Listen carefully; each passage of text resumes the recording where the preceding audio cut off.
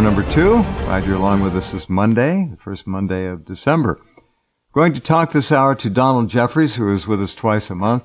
He is one of the most astute political observers we have on this program, and there are a lot of them here, outstanding people. They all have their own takes. Donald's stacks up very closely to my own in many ways, and he's back with us tonight. Hello, Donald, and welcome back. Hey, Jeff. How you doing? Thanks for having me on. I'm here, doing my best. All right. What we have is this freak show in our nation's capital called the impeachment inquiry. Let's just, before we get into other things, which we will, give us your overview on where you think that is right now, the whole thing. Well, you know, as I said before, I gave up making any more predictions after Trump was elected because nobody saw that coming, and everything is just kind of a surprise. But it seems like there's always sound and fury signifying nothing around all this. Sound and fury signifying nothing. Sound and that's a very good way to sum it up.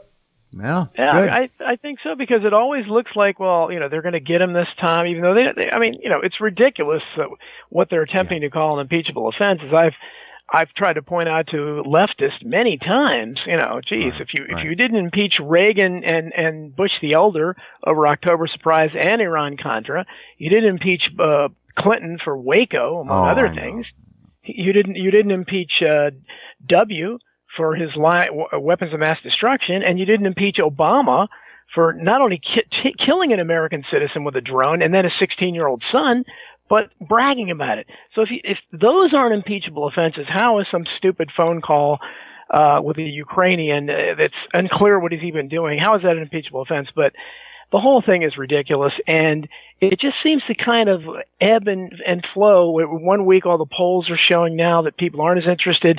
Then they're more interested. I mean, it's just such a circus atmosphere. We're being played. You know that. We're being played. That's the bottom line of this whole thing. It's noise. Absolutely. It's chaos. We're being played. That's what they want. They don't want us cohesive. They don't want us to think. They want us to be. That's why the news cycle lasts an hour now instead of a day or a week. Yeah, well, every time I think it can't go any further, Trump, this Trump character, I was listening to a little on the radio. He even surprises me sometimes. Apparently now, I guess this Lisa Page, who I've written about her in a Strzok in the American Free Press. You know, I'm not a fan of hers, but this absurd thing where he appeared to be attempting to recreate an orgasm on her part or something in a speech. I've never heard anything like it. He keeps topping himself again. Would you repeat that? I'm sorry. I missed the first part of that. I was reading something here that's important. Go ahead. He appears to have been, from what I heard, attempting to show what, and she was orgasmic over, you know, he was like talking as if she was having an orgasm when she was saying these But he was serious. He was talking physiological here. That she was sexualized while something was going on.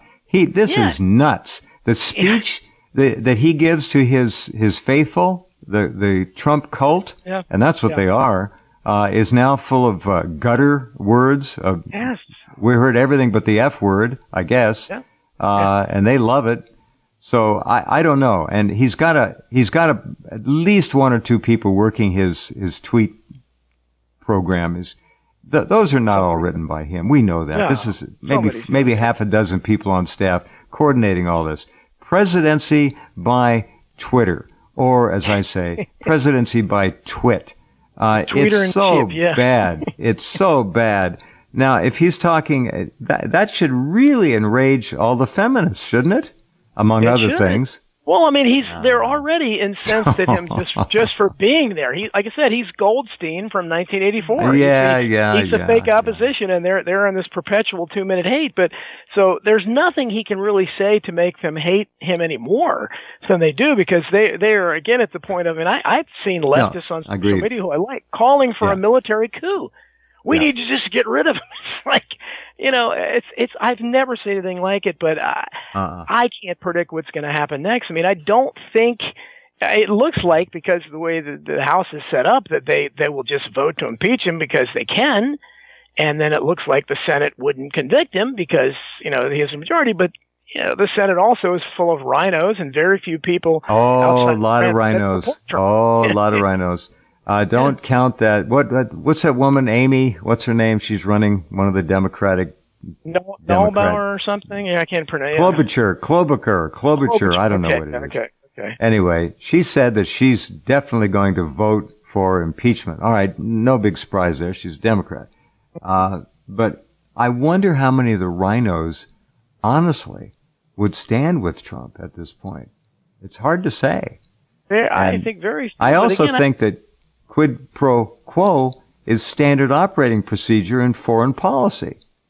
Yeah. It's nothing there. It's old news. Yeah, and that's why I said it seems to change weekly and it's almost like it does what we see in Q, on the other side of the coin where, the arrests are coming and there's constant production. Oh, that's so much crap. Yeah. And nothing ever happens. And it's like it's total crap. That's another op. Just a psyop. It really is, and it's very like I said, it's enough to make you never want to vote again, and I probably never will. Like I said, I don't know. I've always voted for a very long time. I've suspected that our votes weren't being counted ever since reading Vote Scam by the late Collier brothers, and I included a lot about vote scam in my book Hidden History. And so I know there's vote fraud, and it's not organized by the Russians. So I don't think that they're going to allow a Huey Long type to come into office. So no, they'll kill him. No, exactly. Anybody who stands up tall against them is dead. They'll kill him. No, I mean, ever since JFK, I think that's been pretty obvious to everybody. He was the last president that tried to. Secretary of Defense James Forrestal. There's too many to even name. We don't. Oh yeah, there's they don't have any General George Patton, our hero of World War II, that killed him real quick when he said we fought the wrong enemy. He told the truth, killed him. Yeah, and then put his killer. I mean, his confessed killer, Zapata. I think his name was Douglas Zapata, who went on to become a top aide to Senator John McCain and served on the 9/11 Commission. You can't even write science fiction like that. And he publicly said, "Yeah, I was hired to kill Patton." How does that happen? That's why I say when people talk about you can't analyze politics when you know those kind of things, because when you're aware when you're watching Joe Scarborough or something on alleged journalists like that, and he had a dead body found in his congressional office right before he left Congress, who's Lori Klosudis, who was found with a big head wound in his office. And it was literally never investigated. It was swept under the rug. When I was writing Hidden History, I covered the story. I couldn't find any updates on it since it happened in 2001. Since then. So, and this guy... he was protected. They took care of him. So look where he is now. See, this is old. This is all planned long ago, all of it. He's implicated in the woman's death. Clearly. Yeah, talk about literal skeletons in your closet. And then, he's on there, next to the other journalists, Micah Brzezinski, who's the daughter of one of the all-time great conspirators, Zbigniew Brzezinski. Right. So you can't, and you go to CNN, you got Anderson Cooper, who was recruited to the CIA out of college, and his Vanderbilt. Yeah, exactly. Vanderbilt's daughter, and you got Chris Cuomo there, who's the son of the governor and the brother of the president governor, son of former governor and presidential candidate. So there's you don't have anywhere to go. There are no real journalists, and everything we talk about here, if we just had a show like this, if a show like this was on a national television network or any other kind of show, there's lots of good shows like this out there that have a certain. Imagine the ratings. We'd really get ratings. Yeah. Yeah, because if you people finally gave the people an alternative, they don't have a choice. They can turn on Fox News, and I mean, what's the choice between Hannity cheerleading for Trump and Rachel Maddow with Trump derangement syndrome? Just a different, same coin, two sides. That's all. Exactly. So it's they're interesting times, but to try to figure this stuff out, and that's why when I talk about Trump now, I know I'm kind of in my own ballpark here because everyone else is either falling on one side or the other, but I really, because I think all of this is scripted, and I think they already know, the people above the fray that control all this, Yeah, they know how this is going to turn out. We don't it's know. already been decided. Absolutely. Yeah. And in all likelihood, I still feel Hillary, who outsmarted me, that's not hard to do, by staying out of the primary rat race. She's staying on the sidelines. And today she made another statement. Anything she says immediately gets ink. Instantly. She's got power. She's not getting her hands dirty. She will not have to ever wear the mantle of, I lost the Iowa primary caucuses, or I lost in New Hampshire, or I lost it. She won't have to wear any of that. She's smart. Right. She's going to wait to be drafted. Looney Lizzie Warren will probably be the one to do the initial draft.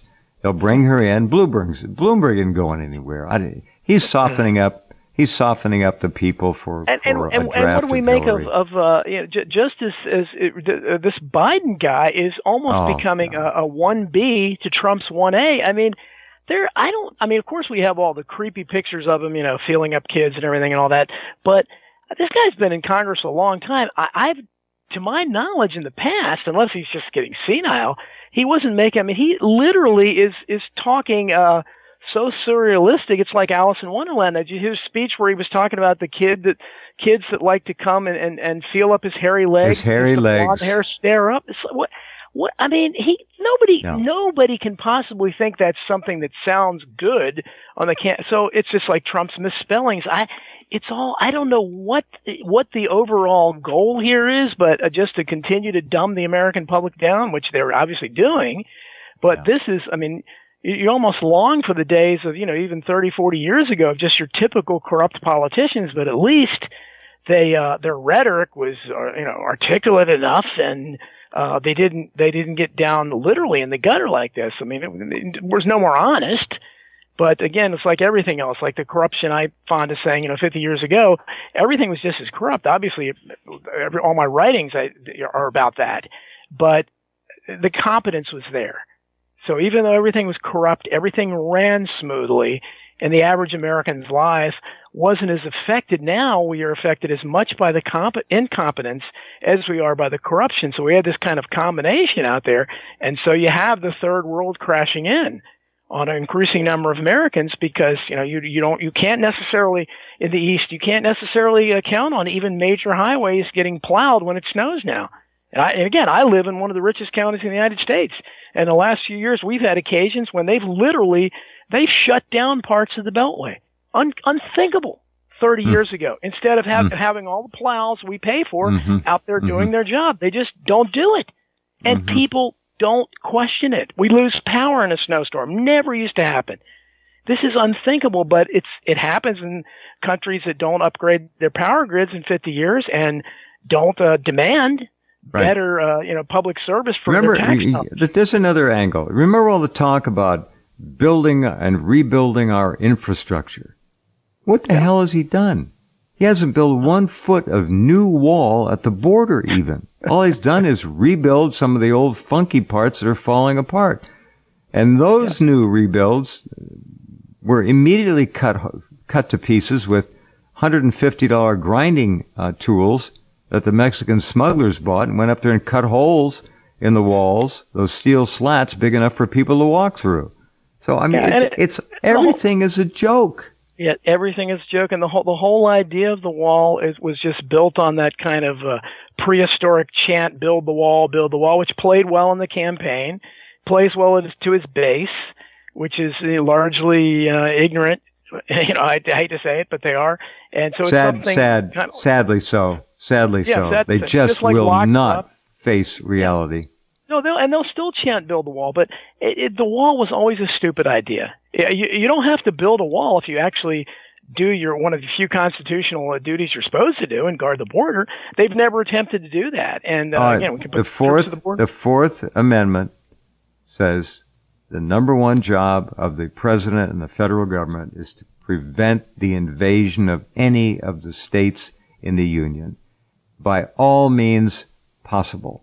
Trump, on his first day in office, we've said this before, should have and could have, and is mandated, in fact, by the Constitution, to have deployed the military 30,000, 50,000, however many thousand troops it takes to secure the border and stop the invasion. He has not done it. He will not done it because he cannot do it. And in fiscal 2019, he allowed, by the government's own stats, 1.1 million more invaders into this country. He is where the buck stops. Look at the Constitution. And that's the best we have. that's the thing. Hey, he is the best hope we have because there's no one else in the political arena that is even mouthing the rhetoric. The Democrats certainly. I mean, they want to abolish ICE. They just want to say, hey, they don't want a wall. They don't want borders. And so Buttigieg, Warren, Bolshevik Bernie, no wall. No. Bobby Beto, no wall. No. They don't want a country with no walls is not a country anymore. Simple. No. And they don't want a border. They don't want. I mean, when you can honestly advocate, as many of these people do, including Jerry Brown, who a long time. Jerry Brown was actually kind of a populist up until about the 90s. I don't know what happened to him because now he's become one of the worst politicians I've ever seen. His ideas are he is really Governor Moonbeam now. But when you have people like that advocating the illegal aliens are voting, and I've said many times, if people who are not citizens of this country can vote, then what is the value of American citizenship? Of course, absolutely right. I'm so tired of hearing the excuses too. Oh, an Obama judge blocked Trump from really enforcing the border. Come on.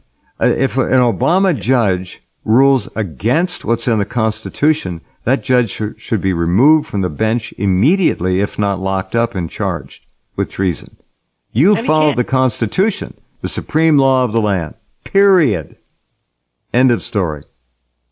Yeah, and under the Constitution, no judge can do that. And that's just been allowed to happen because Americans are historically illiterate. They're certainly constitutionally illiterate, and they don't understand the separation of powers under the Constitution. The president, as the head of the executive branch, the commander-in-chief, can do something, and the only way it can be overturned is through Congress or through the Supreme Court. No federal judge anywhere can block something that the president is trying to do.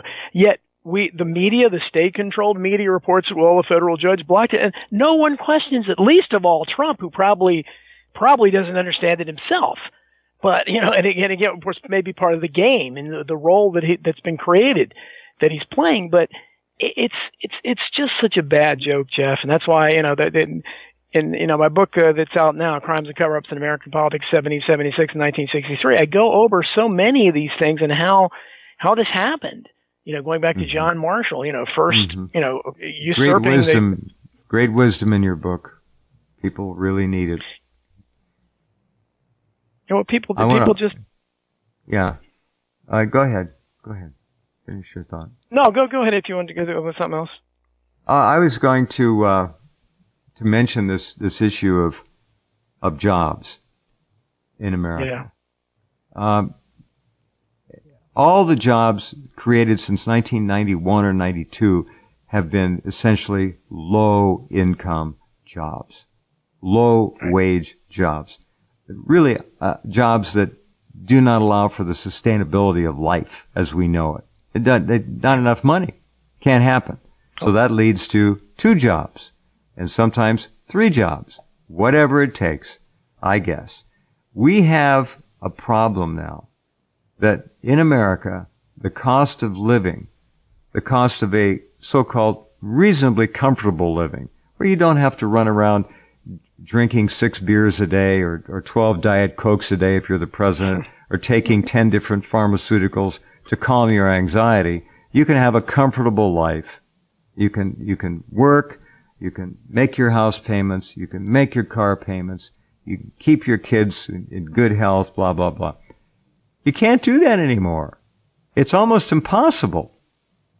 It's almost impossible unless you're making $100,000 a year.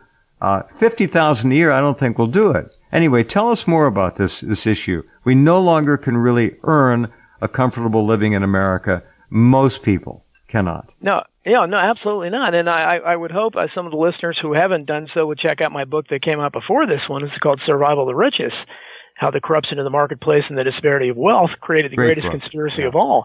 And, that shows how everything is rigged, and it has been rigged for a while. As you pointed out, the jobs being created since 91 or 92 or whatever, and that was about the same time they started the phony unemployment stats. They started rigging the economic figures, which Trump called out during the campaign. He said, the real unemployment rate is, some of my people say it's 40%. He's now bragging about the exact same stupid phony rate that now that he's in office. So when Obama was in office, the Democrats bragged about how many jobs he created per month. And again, they were all crappy, low wage, if not minimum wage jobs. Now Trump is doing the same thing. Many of them aren't full time. The economy has been lost a long time ago. We outsourced industry. Unions have been all but crippled, and that happened when Reagan, he stood up the air traffic controllers, and everybody cheered him on. Well, they didn't realize how important the unions were with all their corruption. And of course, they were mafia run, and there were definitely corruptions. But the problem was, as bad as they were one of the most important factors in average workers being paid enough to. They were holding up the middle class in many ways, yes. The lower middle class, whatever you want to call it. But yes, correct. They were, because basically, during the 1960s, any job paid enough for the person to live independently, at least. I mean, I knew tons of people when I was a kid growing up in the 60s whose fathers worked as a cashier at a grocery store, worked behind the counter at Montgomery Ward's or Woodward & Lowe's or Sears. And they're basic jobs, and their wives didn't have to work. They had as many kids as they want. They owned a single-family home. That was the American dream. It existed then. And, Jeff, what some people don't talk about, and this is where it differentiates with me from most people on the left, because at the time women started entering the workforce in great numbers, I guess late 60s, early 70s, mid 70s, whenever it was, to the point now where, far more are in the workforce than are stay-at-home moms. What should have happened? I mean, economically speaking, if you had a husband and wife where the husband was working alone, and then the wife enters the workforce too, shouldn't that family's income have doubled? That obviously didn't happen when you suddenly had two incomes. No. In fact, they had less money and they started falling behind, and you had latchkey kids and all the myriad social problems that came because of that. That black shroud behind them called debt grew bigger and bigger and bigger. Yeah. Hold on just a minute. Sure. We got to take a break. Hold on. Donald Jeffries and I will be right back with more. Stand by. All right, welcome back. Talking with Donald Jeffries, as we do twice a month. That idiot Governor Moonbeam's successor in California, Newsom, is now trumpeting the new law that I guess is statewide.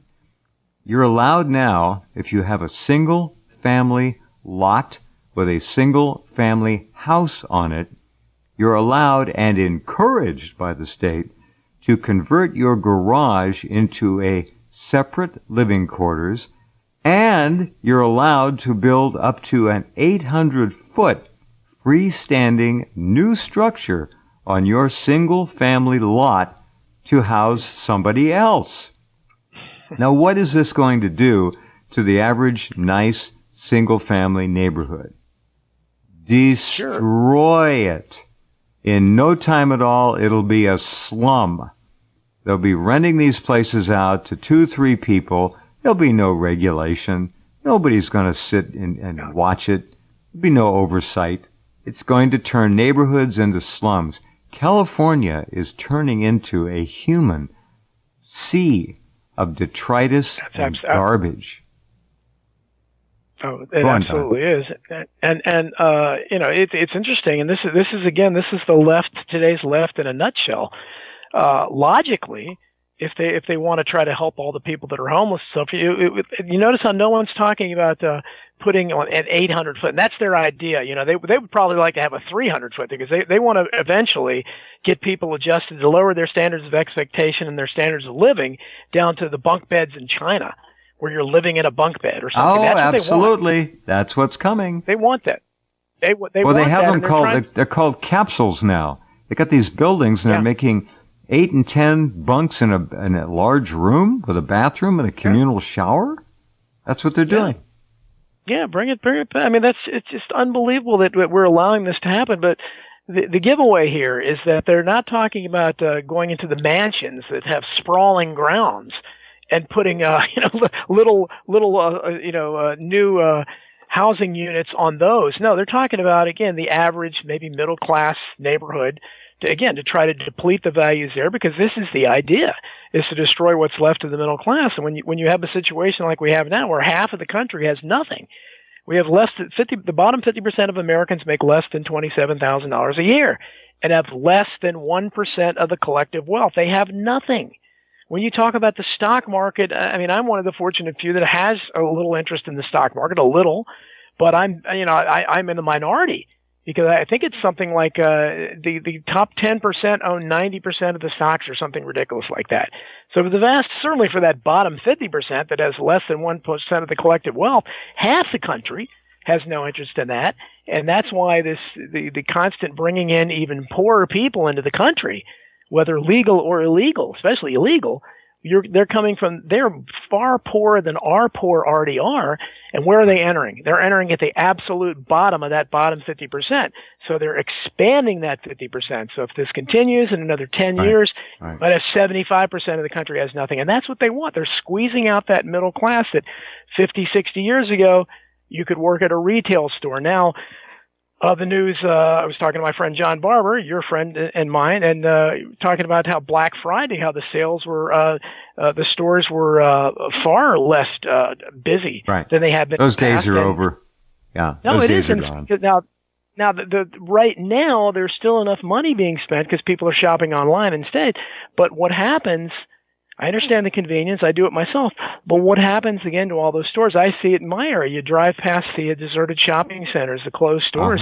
You can't run. And it's happening, and it's all indicative of this third world ambiance that we're building up. And I know if I see it in one of the wealthiest counties in the United States, I can't imagine what it looks like in Mississippi and Arkansas and places like that. And as you know, that article that I sent you about how it's almost impossible now for the vast majority. They don't use the 80-20 split that I use throughout Survival of the Richest. I think it's a good rule of thumb that 20% of Americans are doing real well. 80% are struggling to varying degrees. 70-some percent of workers are living paycheck to paycheck, have less than $500 in the bank. I mean, Dickensian stats. There's something like out of Charles Dickens' works. Wouldn't believe it. Nobody would have believed it 50, 60 years ago. This is the world we've created, and that article showed that it's almost impossible to work 40 hours in most areas of the country at the amount of money they're paying, like those jobs you're talking about, they're being created. You certainly can't. You're working in retail now.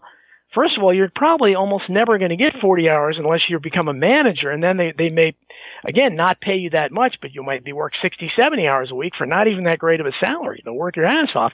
But for the average worker, they can't even get 40 hours, because that way they would have to pay what remaining benefits they will pay, which isn't as much as they used to. You're not getting pensions anymore. You're getting fewer and fewer of the things that we got thanks to pressure from Huey Long back in the 30s. Huey Long wanted a 30, maybe 20-hour work week back then. We ended up getting in 1938 a watered-down version of that, but it gave us a 40-hour work week. It gave us the concept of overtime, vacations. Most people don't realize that before that time, before the end of the Great Depression, the average person, they probably stayed within a 5-10 mile distance from where they were born. They didn't travel. They didn't go on vacation. If they were sick, they had to keep working, or they were fired. That was the reality. If they worked more than 40 hours a week, you didn't get overtime. So these were precious rights that we got, and they're being withered away, because especially, it's a battle between evil and stupid. The evil side, the Democrats, are doing all the crazy social justice warrior stuff and that's authoritarianism.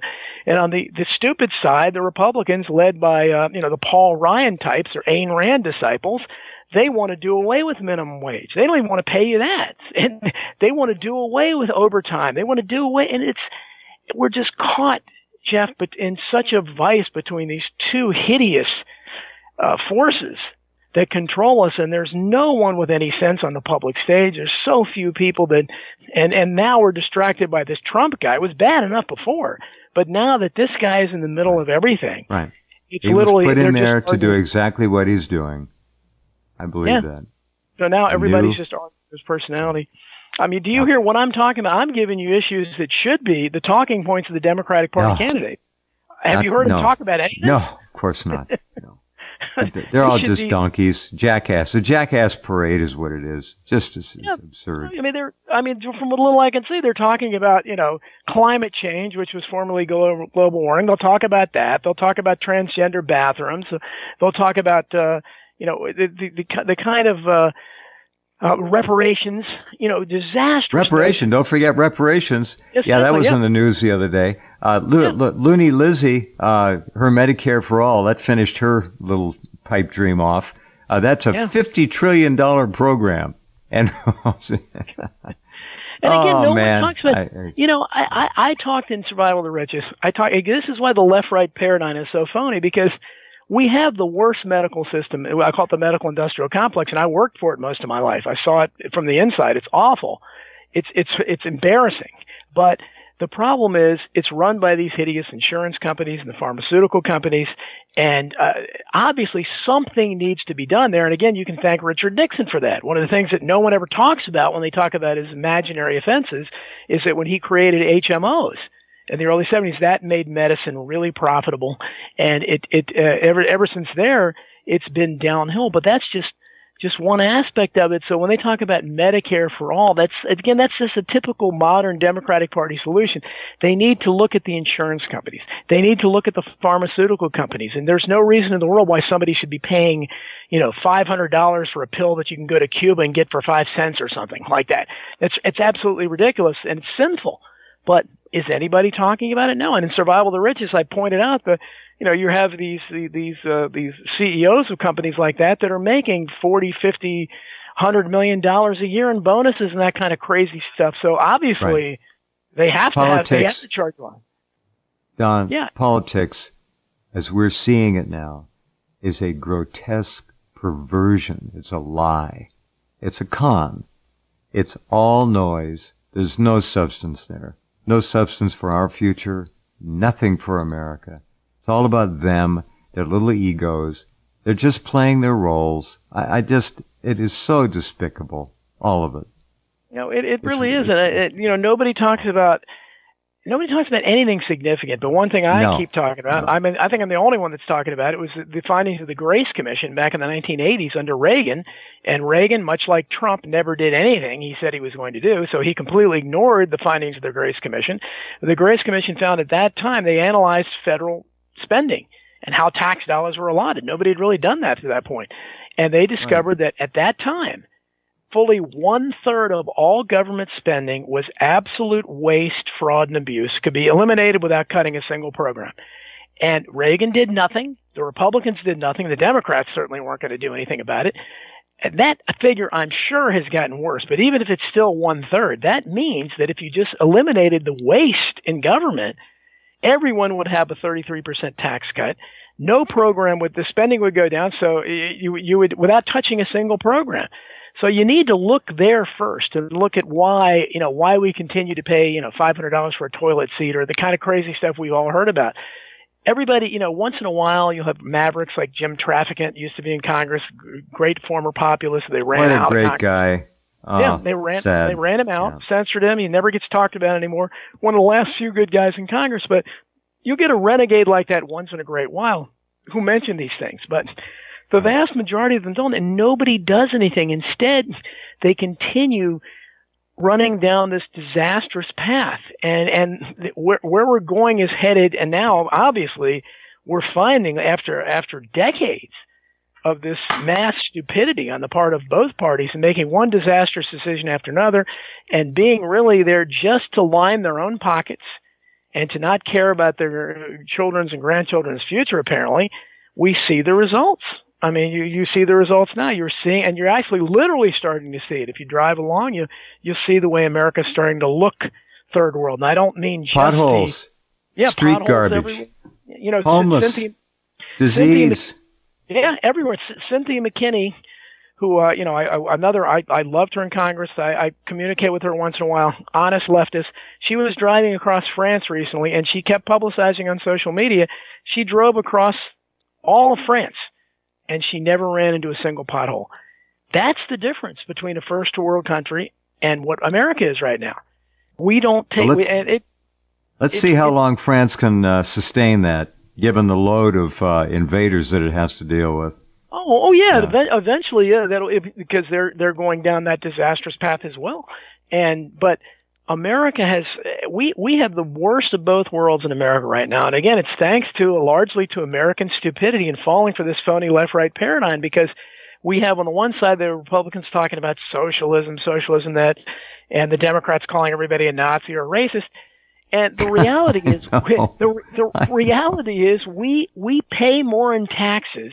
How many Americans know that we pay more in health care taxes than universal care systems in Europe that have universal care? How is that possible? But we do. There's so much fat. We pay for we pay enough for a well-greased, cradle-to-grave nanny state. That's what we pay for. And we get absolutely nothing in return. We can't even have roads that we can drive on half the time. No. We have terrible infrastructure. We have police that largely exist to harass innocent people and police for profit and just target. They don't stop any real crime, or they're scared of real criminals. They're just out there hiding behind trees to stop you if you make an illegal U-turn. That's what our police forces are for. That's the kind. And our representatives are a complete joke because they don't represent us. We don't pay for. Maybe our public library system is still okay, I guess. Although they let my books in, so they'll allow some good books out there. But there aren't very many parts of government that provide the people with anything, and yet we pay. We're getting a bare bones libertarian result, but we're paying for a socialist nanny state, and no one mentions that. Instead, they just continue to the Bernie Sanders types cries for more. And not in the right way either. There's not a populist out there like Huey Long that's talking about, let's go where the real wealth is. Let's go after those foundations, the Bill Gates Foundation, the Clinton Foundation, the Rockefeller Foundation, the Carnegie Endowment for International Peace. That's where the wealth is. Unimaginable wealth is there. Let's audit the Fed and find out what's there and all that. Nobody. How about let's get rid of the Fed? It's unconstitutional. Well, absolutely, yeah, sure is. But first you expose it. And you show, hey, this is, and then no one is going to support. There could be no support for it once you expose it for what it is, and then you have to figure out a real honest money system, which we haven't had since 1913. If we had one before then, even. But there's so many problems in America, and that's why Donald Trump provided some hope to us, because he was at least pointing out some of them. America is the American landscape is littered with gigantic elephants walking around that nobody's noticing. They're everywhere. And Trump at least was pointing out some of the giant elephants in the room. He didn't do anything about it. During the 18 months on the campaign trail, he said everything that people wanted to hear, needed to hear. He set them up. What happened to that man remains a mystery. I'm going to be putting up a slide picture show tomorrow, about Trump. And I got photographs of him when he went to visit Obama in the White House, I guess the day after he was sworn in, to have that 15-minute meeting, a little say hello kind of a meeting.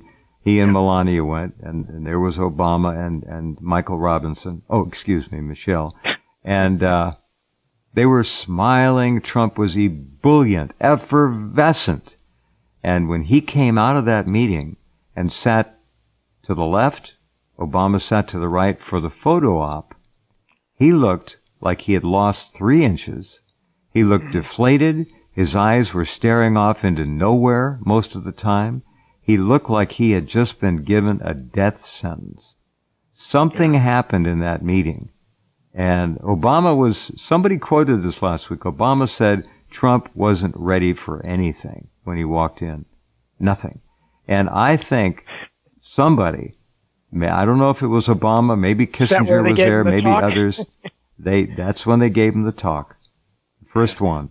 And he came out of there. When you see these pictures I'm going to post, it's so obvious. Yeah. Shell-shocked. He was stunned. He could not sit up, and no smile came out of him. Oh, no. Whatever he heard just took all the starch out of him. I think, again, the biggest question of all is what happens after Trump, because he has transformed everything, and he's lowered the level of discourse. If that would seemingly be impossible to do, but he's really lowered it down to a Kardashian level, and that's basically where we're at right now in American politics. And what comes after Trump? Because if Trump isn't there, then what do you argue? I mean, literally, that's the entire debate revolves around his personality now. And without Trump there, they would have to come up with another white stick figure, an old white stick figure to call racist and whatever names they want to call him, because without that, there's not even an attempt. I said the left. I mean, I've given up just during this show. I've thrown out how many ideas that are classical liberal ideas, good policy ideas on the left, populist ideas that I would be running on if I was a candidate. None of these candidates are doing that, and not even Tulsi Gabbard, who mouthed the good rhetoric about war. But that's none of these. Not to mention, none of them are, other than her, who is mouthing the anti-war rhetoric. But none of these. No, that's a device. She's a CFR member. She's a globalist. Yeah. That's just a little device to catch a foothold in the field and try and stake out a little unique territory. Do you know, have you seen that she's been photographed recently reading JFK and the Unspeakable by James Douglas? Which, I don't know. Clearly, that was meant to be, where she wanted to be photographed. And first presidential candidate. So, again, are we going down another kind of Trump road where she's going to be mouthing some of that really... it's a con. Everything's a con. Nothing of any substance is left to chance. Nothing. It's all controlled, all planned, and she's totally controlled in my view. Yeah, I think that they don't leave anything open anymore. It's all completely, oversight is everywhere over everything of any substantive nature. It's all being controlled. So I guess we just wait for the collapse and Mad Max Beyond Thunderdome. I don't know what else. They're setting us up here for civil war, blood in the streets. Yeah. There's no question, none. They can crash this thing anytime they want. Anytime they want. I was talking about this back in the 80s and the 90s. A lot of people were. I mean, before I had any kind of platform, because before the internet. But people back then were talking about the economic spike and how America's economy, the way it was set up with the debt and the Fed, the dishonest money, the legalized counterfeiting, the fractional lending system that you can't get Americans to understand. But I think they didn't see the .com boom coming, and that really kind of that recharged things for a while. And I think that kept America on life support. It kept America on life support for a little bit, and it still kind of gave them a new IV drip bag for a while. Good. Yeah. And that's what it is. And I think that, we're realizing now, and especially when you combine what's happening with the tyranny ever since 9/11, that's why I talk about America 2.0. I mean, we're not living in America 1.0 anymore. America 2.0 was probably born on 9/11, 2001, but we're definitely in it now. There's no question about it. It's not anywhere near as bad as it was even 20, 30 years ago. It's a lot worse now because we don't even have the civil liberties we had then. And the idea that some of these ideas are, afterbirth abortions, just, things that wouldn't have been talked about then, these kind of things. So, euthanasia is right around the corner. Why not? Because it's gradualism. You take one step at a time. And, when you have the kind of stuff we see out there now that would be unthinkable, when you have, drag queen storybook hour at libraries for kids. I mean, things I don't even know who's promoting that, and how does anybody sell that to a library or a school system? I don't get it. It's part and parcel of the communist effort to undermine what's left of morality here. It's a communist goal. This goes way back. Take down the morality of a culture as one of the key means of defeating it. Just take it down. Well, and now when you have so few people out there that are, because most people, again, half the country has nothing. Most people are just struggling to survive, and they're so beaten down after their awful jobs, their decent jobs. Yeah. They don't feel any kind of satisfaction from it. They don't get any reward. They don't get any credit. They don't even get a pat on the back. Most people don't even get a raise anymore. We used to get like a 3% raise at most jobs, other than government. Again, and that's the two-tier system we're building, because It's so ironic now that the vast majority of workers in the private sector don't have pensions anymore. Yet they're going to have to keep paying for these more and more lucrative pensions of their congressional representatives, especially, sure, and the other high salary government employees that have the top pensions, great pensions. And it's how ironic is that people without pensions themselves, they're going to be forced to live on what's left of Social Security, which you can't live on. They're going to have to be, financing and supporting these government workers, and no one talks about that. And that's where the decent jobs that are. How insidious it all is. 50 million of our younger people who are going to college, allegedly to lead this country in the future, yep, are now in debt for the rest of their lives. Student loans. They'll never get out of it. No, and evil. Jeff, this is pure evil. You want to talk about a popular issue that nobody talks about? I've been advocating a year of Jubilee for a long time. That's something for a populist to get on. We're about 2,000 years overdue for it. Let's absolve the people of their debts. We bailed the bankers out, bail out the people. You know how that'll reinvigorate the economy? It will definitely reinvigorate purchasing power. It will transform people's lives, but of course it's never going to be allowed to happen because the only people that ever are allowed to sacrifice are the average people, never the rich. All true. Thank you, Don. Terrific information for our listeners and everybody else out there. Talk to you in 2 weeks. It's crazy out there. Be safe. Okay, thanks, Jeff. Good night. Donald Jeffries. Okay. Back with another hour. Hang on.